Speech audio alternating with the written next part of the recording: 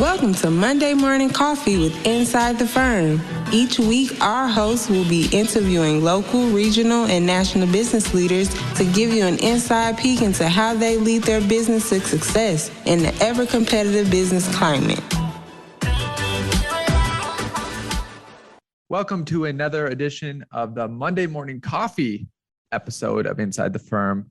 I'm Alex Gore. I'm here with Jenna Knudsen, who is the managing principal at Cayko Architects, California-based architecture firm that was described to me as a medium-sized firm. When I look at what they do and how many people they do, to me, it's a large firm. They do awesome, amazing work. So I'm happy to have Jenna inside the firm with us. How's it going? Good. Good morning, Alex. Glad to be here. Yeah. Do you describe yourself as a medium-sized firm? I think they're 150 or 175 people now.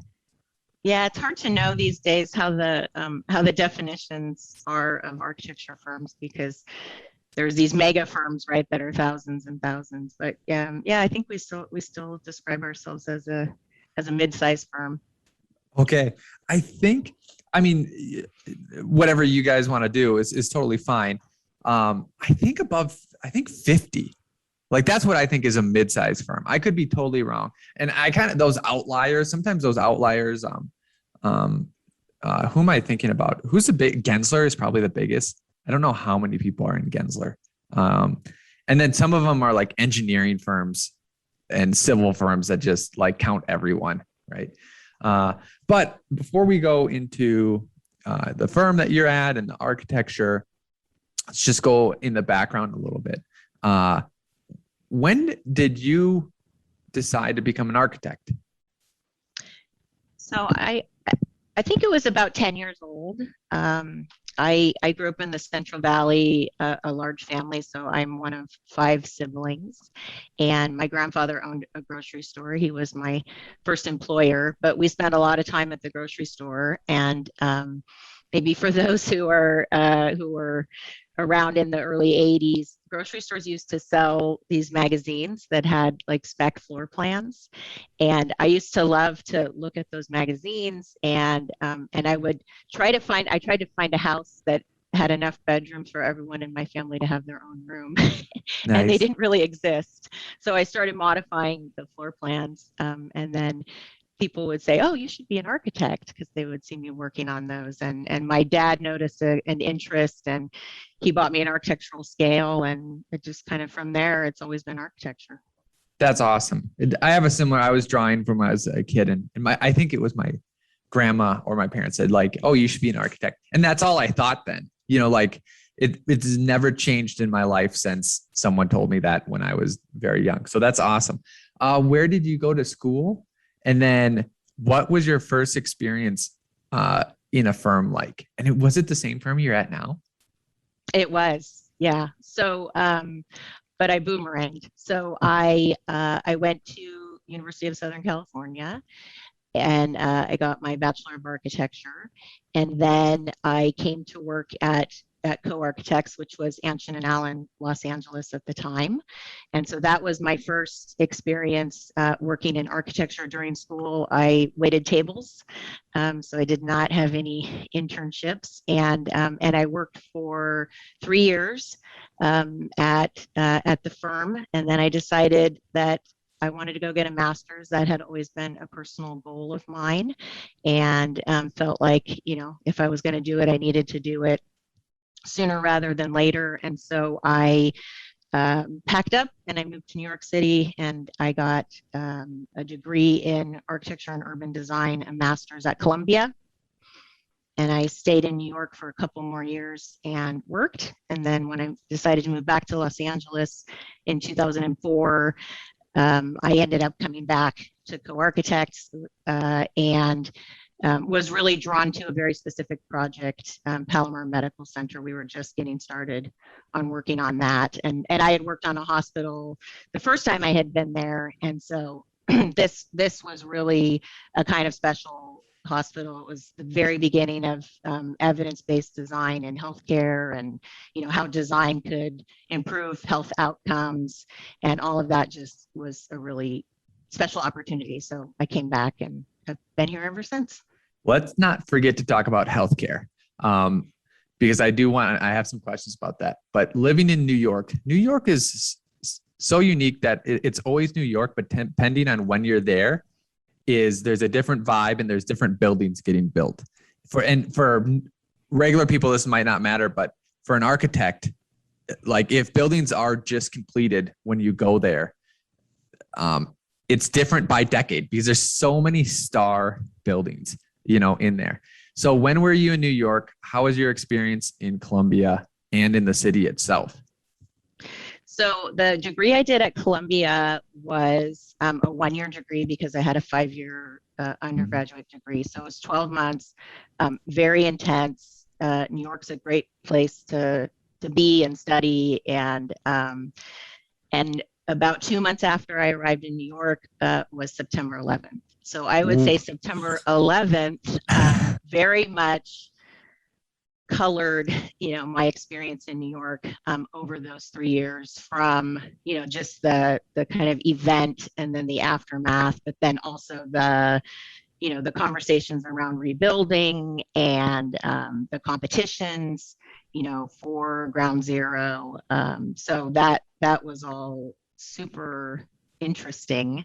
I actually didn't work on any projects in New York City. So the projects that I worked on architecturally were not in New York, but that experience certainly was, sort of informed everything that was happening in New York at the time.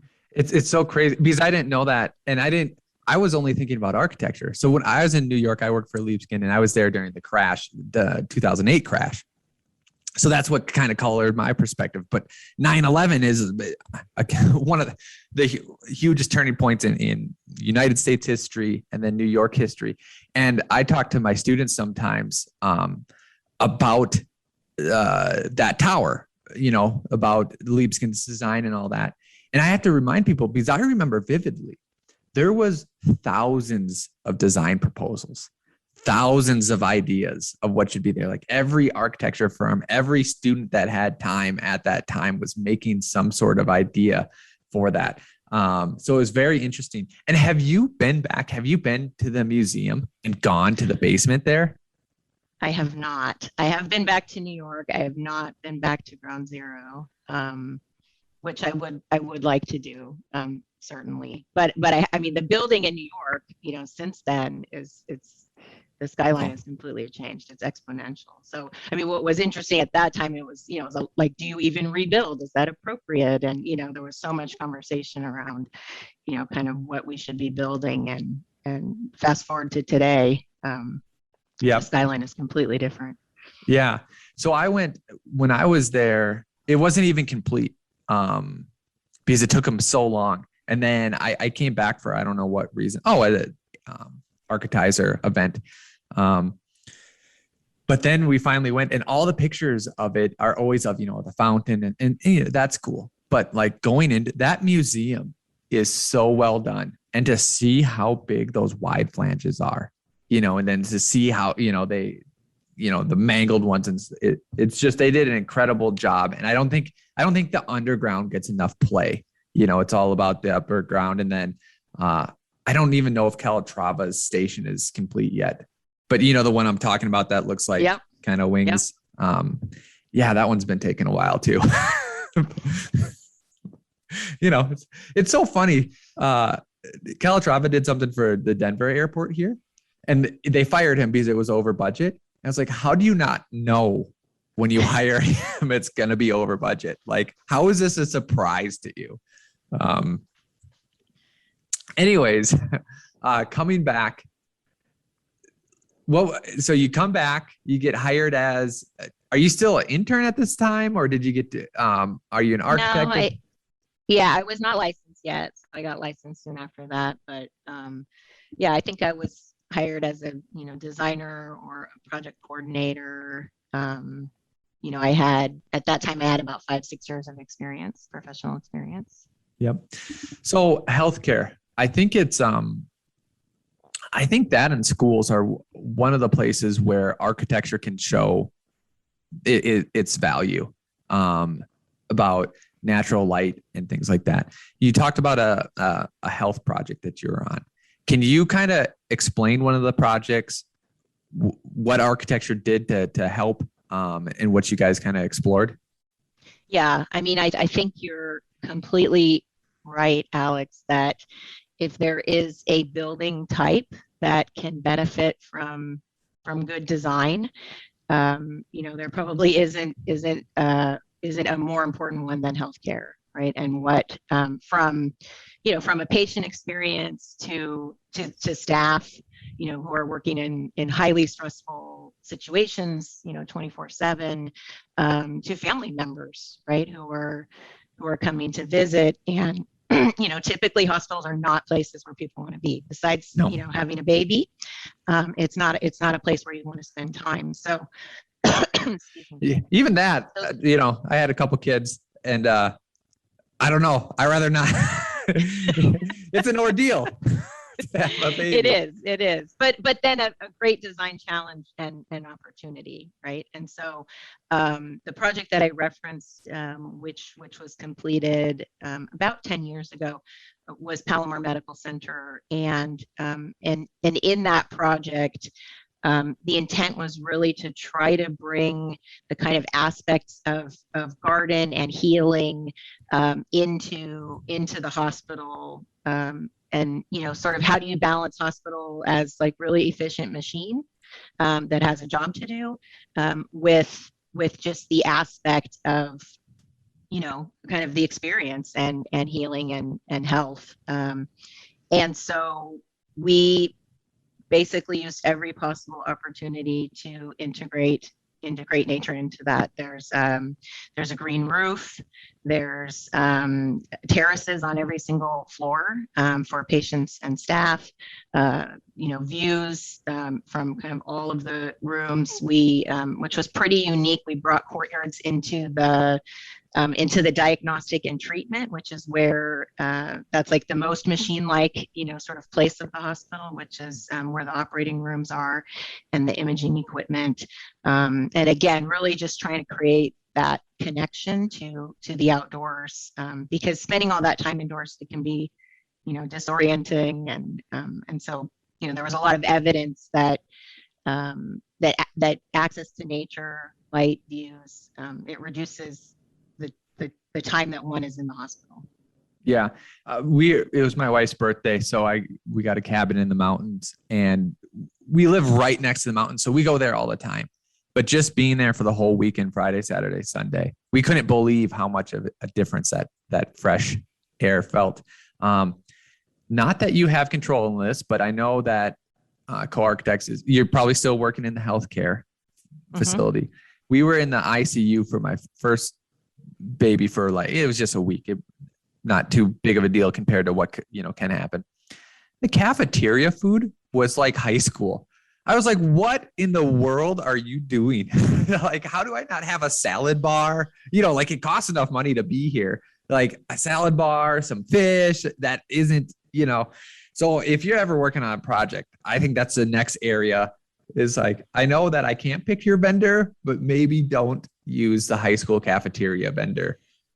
Well, I do know a lot of, a lot of healthcare providers are, looking at the holistic experience, right? And that would certainly be one, because that is one of the opportunities to, one, you need to nourish, right? You need to have the food, but also it just becomes an opportunity to kind of get away. So creating a nice design experience in the cafe, but also good food options, good coffee, all of that. Yeah, absolutely. I know that you became an advocate for BIM. What does that mean in a large architecture firm? Because I now get to classify you as a large architecture firm. What programs are you using? How has that influenced design?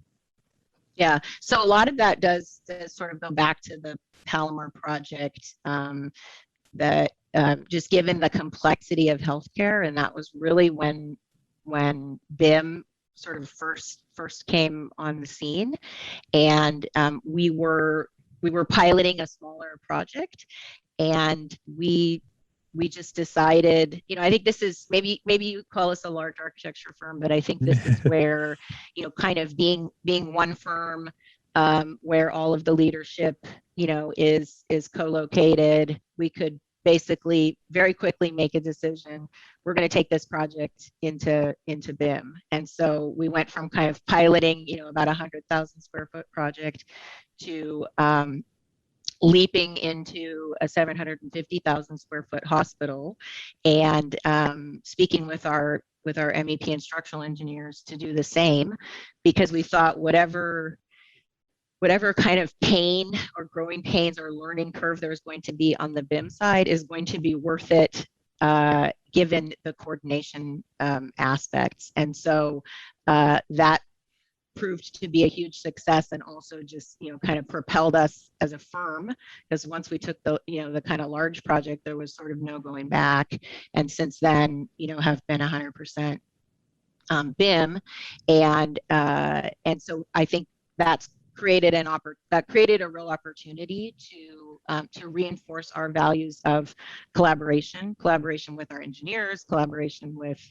trades and builders, and there's nothing like a visual, right, to be able to do that. So the opportunity to pull up a model, have everybody understand the problem, let everybody sort of weigh in on what the solutions might be, has been incredible. And so Revit as the kind of workhorse for that, but over the years,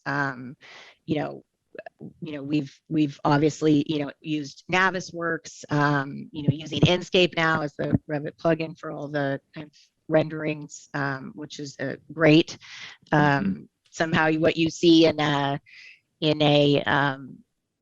kind of black and white perspective, and then what you see in a rendered perspective, even though they're exactly the same thing, you start to see even more, an outlet that you didn't quite notice in, in one shows up in the other. We're doing a lot of, AR and VR.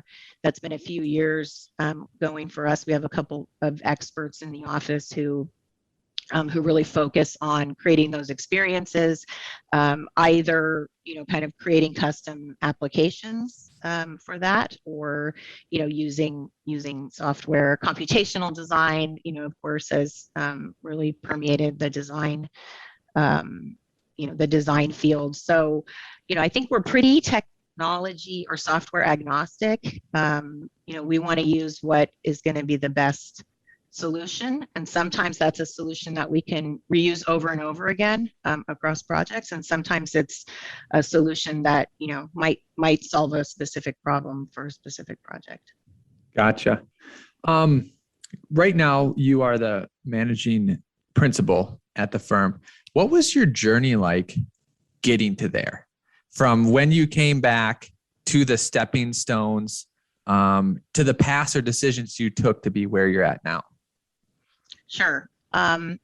So as I mentioned, I came back, I started to work on Palomar. I was pretty integral in the adoption of BIM and technology, and that sort of started to lean into integrated project delivery, and so that really became an area that I was really interested in, and that was kind of important to co-architects in terms of our projects and collaboration. I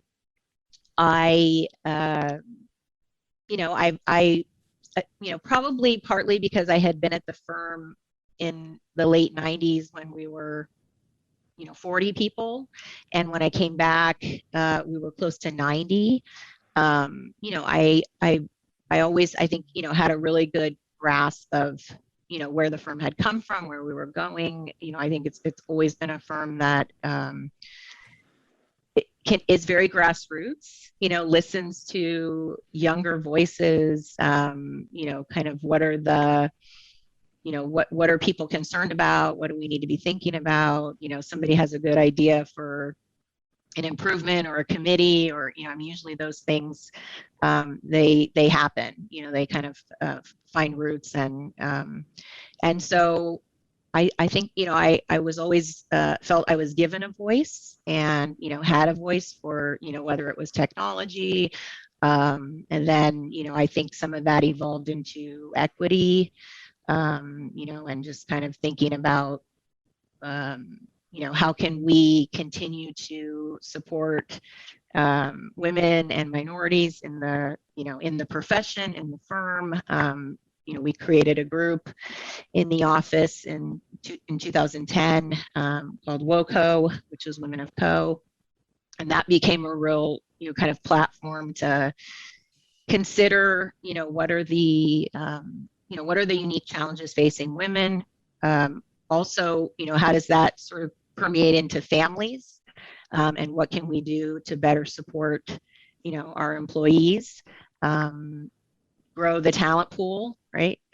Not exclude, any individuals. And so I think, that became a really good platform for me. And then I became a principal about 5 years ago. And then maybe over the last year or so, and in that role as principal, I was always sort of working very closely with the managing principal, the previous managing principal, Scott Kelsey. I took over hiring and staffing, which had a very broad reach in terms of, how are we growing, what are the strategic hires we need to make. And so, a lot of tentacles into kind of areas of the business and practice that just kind of eventually led to becoming the managing principal when, we determined it was a good time to make that transition. And that kind of evolution or kind of transition within co-architects. It's kind of part of our ethos, who we are. I am the fourth managing principal in 35 years of practice. So, it's kind of an important piece of continuing to evolve and grow. Yeah. And I think that's actually one of the hardest things about growth is that a lot of architects, when you start out, you like to design. And knowing that you have to put on that manager hat can be hard because it might not be what you want to do. And it kind of limits because there's so much work on that management side, especially if you're growing a firm. Like it's just a whole thing. So I actually think this is a great opportunity because I don't, what does a managing principal do? Question one. Question two, what are some lessons that you learned through your journey that could maybe help someone else? Because I don't think we put on that hat enough, if this is making sense. I think we have a project. Let's do a good project. Let's maybe market the project. Okay, good. Let's do another good project. Oh, let's hire a person. Oh, good. And that's how it goes. And that's basically it. But there's a bigger, broader vision, especially if you can have someone that's focused on that. So, if you were, you are talking to hundreds, thousands of people. What does a managing principal do? And what are some key things that you think people should know about that or that you've learned from that? Yeah, well, I mean, there's probably things that are the same in different firms and probably things that are unique. What I think is important to probably understand about co-architects is that we are, we have 12 partners. So it is a partnership, and we very much run the business as a partnership. It's very collaborative. I am not, sort of the end all be all by any means. But, I think the role of the managing principal is really, to be looking forward, to be setting strategy, to be connecting the dots. That's probably, if I think about my journey and maybe where I think I had a talent, it's kind of connecting the dots, right? And whether that was first in a project and then kind of beyond that, but always sort of looking at how does this affect that, what are we missing? Where are we going? What did we learn from that? And just kind of continually questioning, connecting dots, and trying to put all of those things together. So I mean, there's a business aspect, there's a marketing aspect, there's obviously a strategy, people, there's a people aspect, of course. But yeah, I think connecting the dots for me is a big part of the role. Yeah, absolutely. That makes a lot of sense. And I think that when do you think size-wise that becomes appropriate to have a person, as their job? Because going broadly speaking, as a species, I'm reading a book, Hunter's Guide to the 21st Century, and they talk about, we're not specialized in anything. We're generalist, right? Meaning we can live in North Dakota, you can live in Mexico, you can catch fish in Canada, like be the Eskimo life to, a farmer. But the power of us as a species is that, let's say you could be a really good fisherman, I could be great at growing crops, is that we can connect together, right? It's our ability to connect so that we can kind of specialize, but our ability to connect is key. And as a firm grows, when do you think that becomes a role rather than just letting it be organic? Because I don't think it can be organic at a certain number.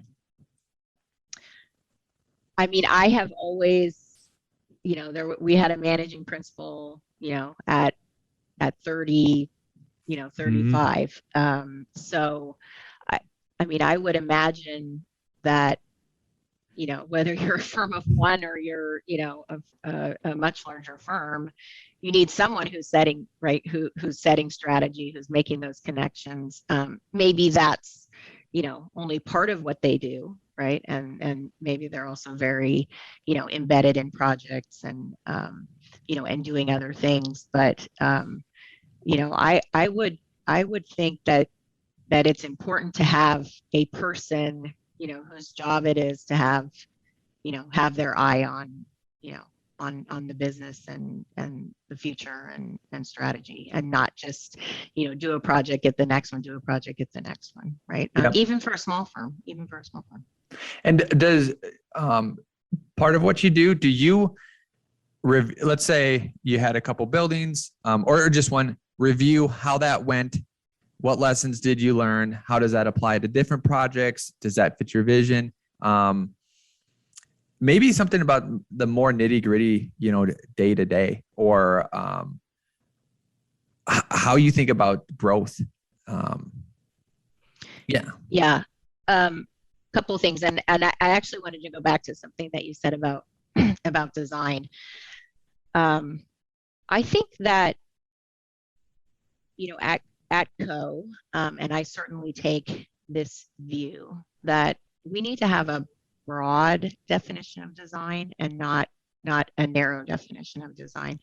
There will always be a person who is, kind of more the visionary of a design, right? But that is never, a building is never the sole, result of one vision, right? So we have, I think always tried to emphasize that there's design in everything we do, and that everybody, is empowered to influence the design. And, whether that's, where you locate, a fire extinguisher cabinet, because that can certainly, impact design, or you're setting forth the kind of party or, materials of a building. I think there's, there's a lot of range and definition of design, but everybody has to decide for themselves, like what is gonna fulfill them as a designer, right?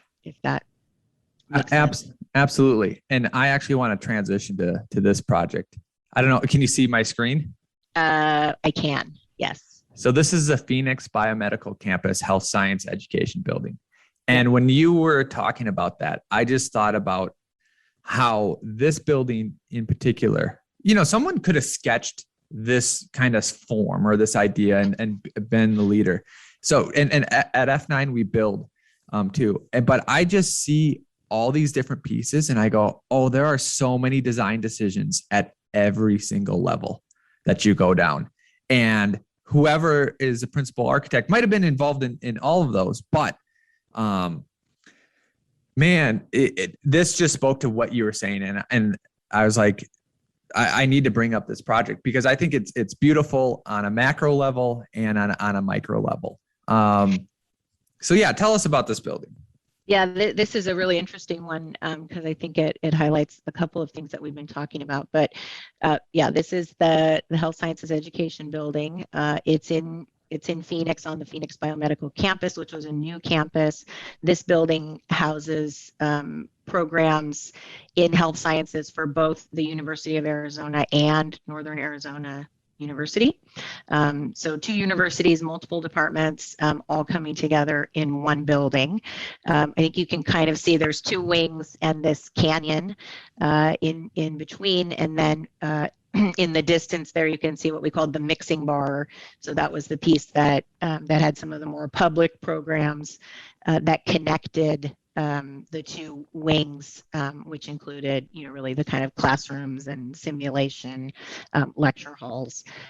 When you and then this is a connecting stair through the building. When you think about, when you look at the exterior, which was really, a kind of, this is a very Arizona building, right? Copper is a material that comes from Arizona. The kind of color, copper patinas to like a brown in the desert, which is really beautiful. So it doesn't go green? No, the green is a moisture. Okay. Yeah, so it turns browner. So even is it? Sorry, just to get into the weeds, but because obviously it rains there, it's not like once it hits water, water has to hit it a bunch of time. Correct. Like if you're in like Minnesota or something like, rainy. Yeah, or ocean. Yeah, exactly. Yeah. Yeah.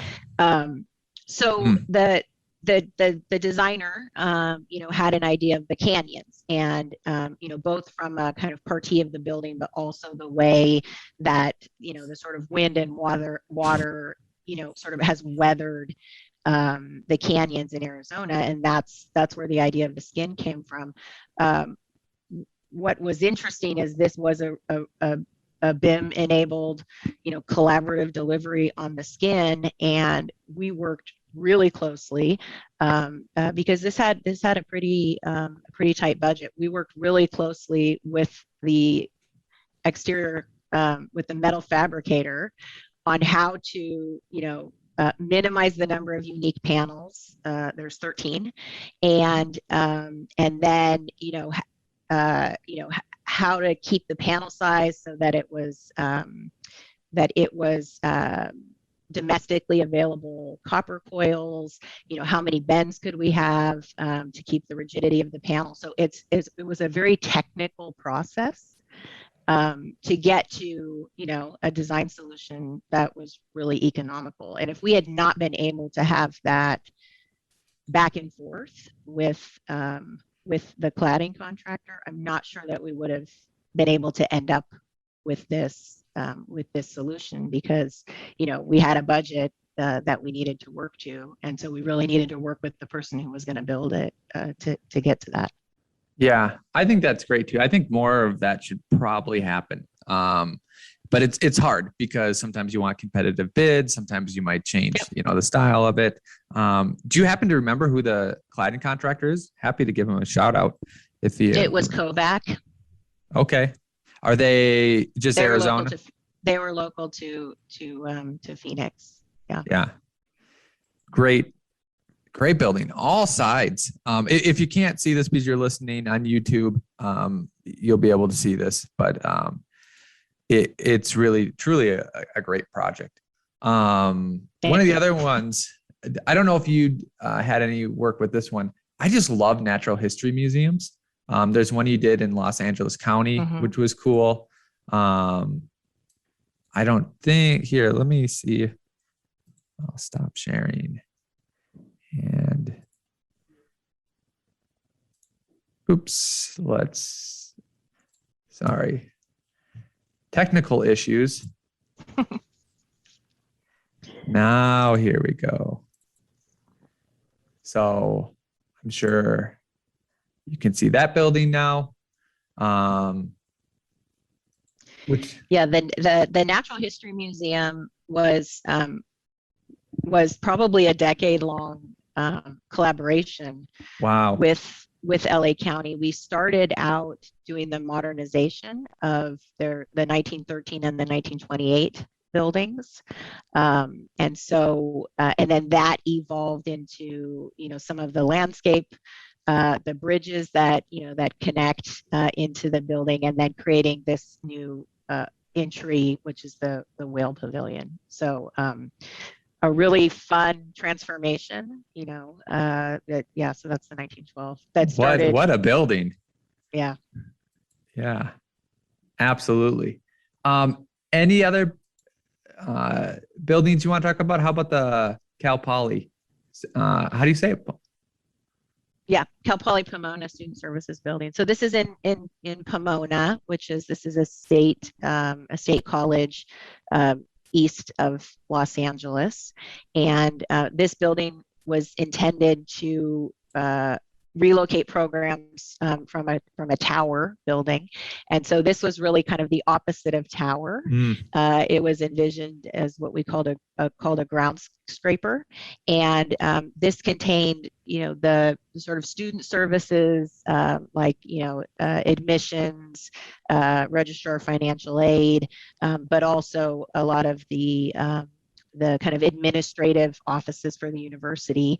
And so we basically split those into two buildings. So there are two buildings there, a very thin bar and a kind of donut. And then both of those are encapsulated in this roof so this is the breezeway between the two buildings. It's quite hot in Pomona, pretty arid climate, so really trying to kind of induce the wind, creating a lot of opportunities for daylight, and it turned out to be a really beautiful building. That's the courtyard between in the donut shaped building. Did you get any pushback on the design? I love it. I think it's great, but some people get scared of new or crazy, especially in a setting, or not.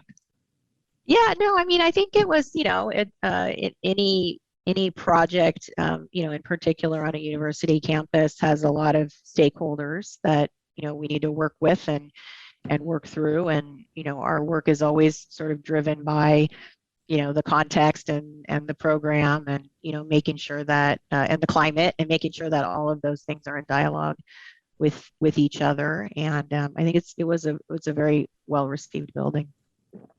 Awesome. Last one I'm going to bring up, unless you want to talk about any other ones, is this building. Does this one ring a bell? Yes, that's the Health Sciences Innovation Building for University of Arizona.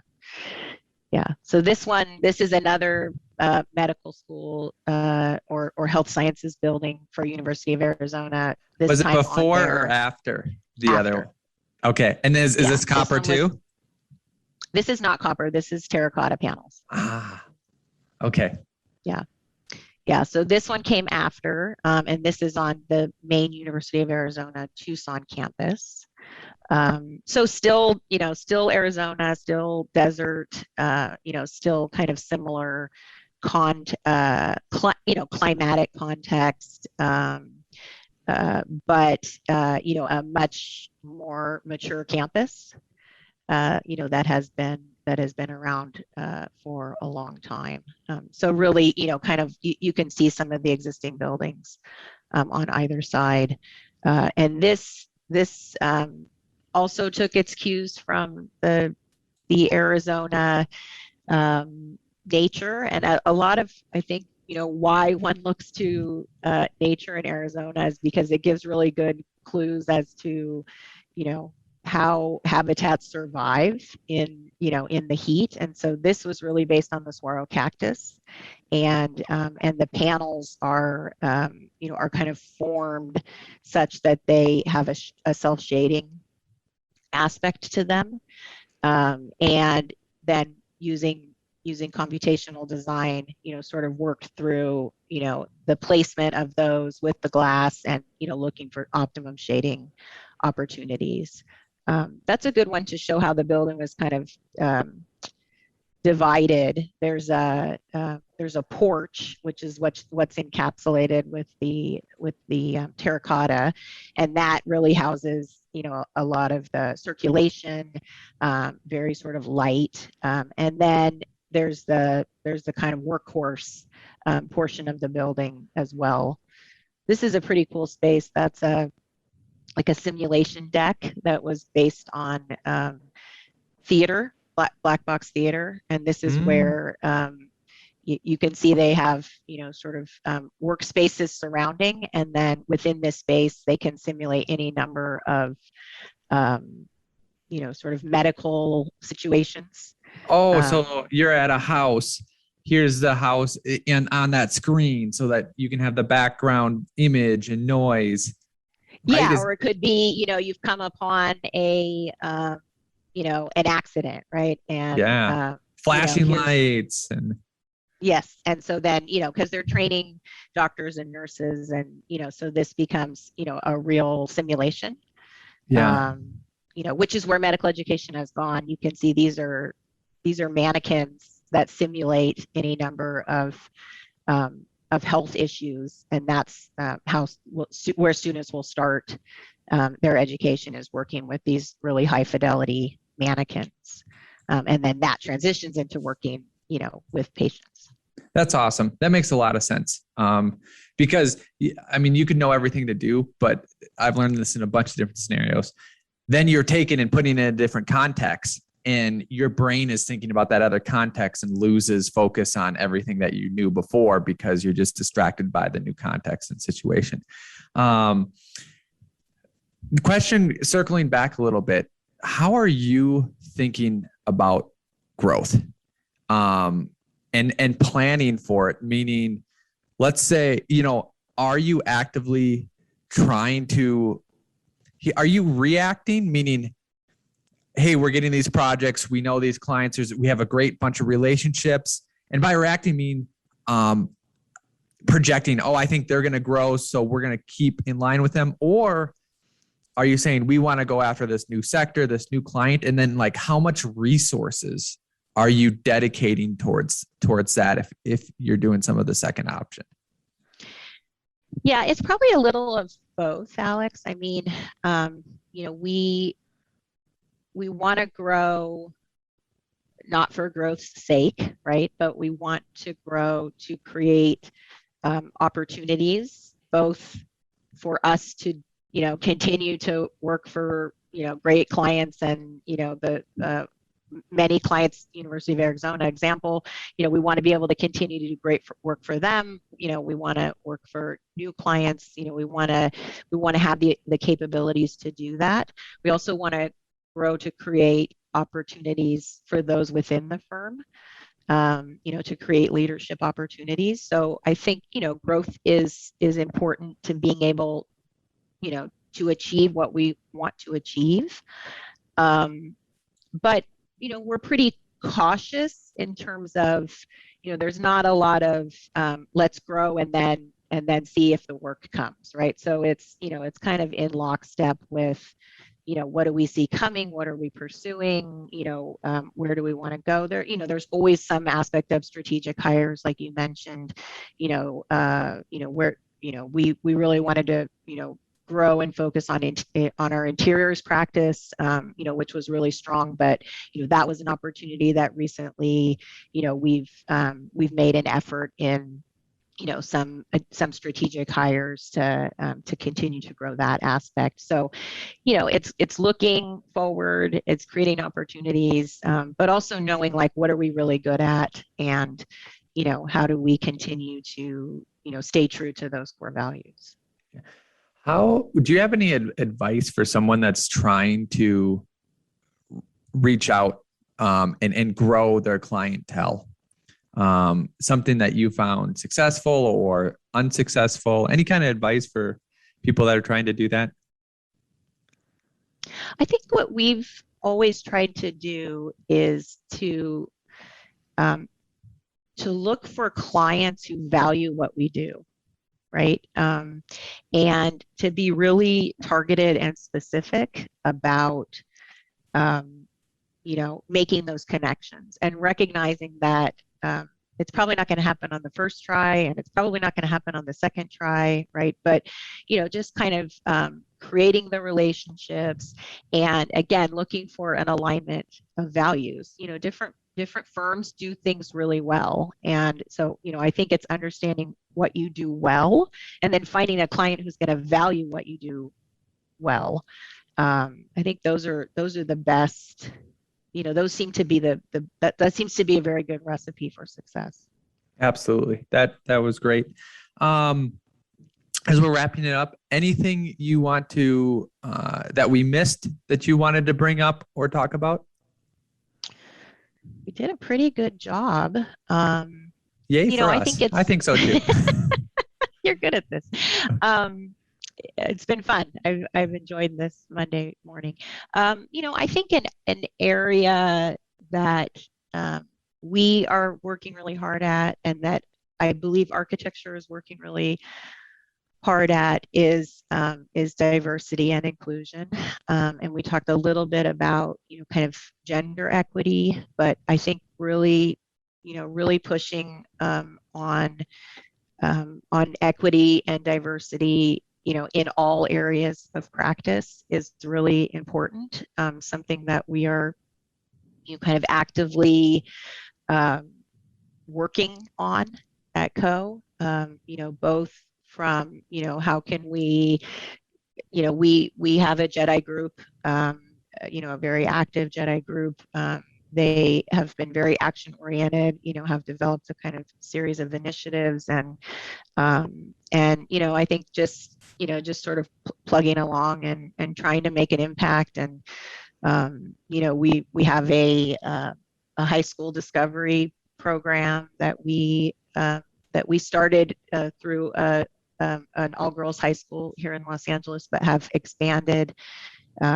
Just bringing in some high school students to expose them to architecture, people who maybe would not be exposed to architecture. You and I probably had people who knew architects, and so, told us that architecture would be a good profession. There's plenty of people who don't have that in their, who would probably be really good architects, but don't have that in their, in their sphere of influence. So, I think those are some of the things that we're really pushing on. I think it's important in architecture, and I hope that we will continue to see progress in that area in the profession. Yep, I think we are. I think we're on a good track. I think that there are those areas that are underrepresented, and I think the main thing that I feel bad about is just there's so much talent everywhere, and if you don't reach out and get that talent, you're not doing the world a service, because you're leaving that talent on the sidelines. So because, talent is distributed everywhere. And then it's distributed everywhere. So why not go and get it? And you see someone drawing something, tell them, hey, you could be an architect. Yep. And then maybe they'll love you for it. Maybe they'll hate you for it, but you did your job. Thank you, Jenna. It was great. Any social media you want let people know to go to, your firm's website, just any of those shout outs, go ahead and do it, and we'll wrap it up. Yeah. This is where you're going to, so I know our website, of course, is www.coarchitects.com. So that one's pretty easy. I think our hashtag is coarchitectsLA. If you Google co-architects, it will come up. You wouldn't be surprised at how many people don't even know their own Instagram, don't even know their own, because it's like you just log in and you do it and you're like, wait, what am I called? So co-architects is medium enough that it shows up when you search for it, because I did and it came up. So thank you, Jenna. Thank you for all of our listeners, and we will see you on Friday.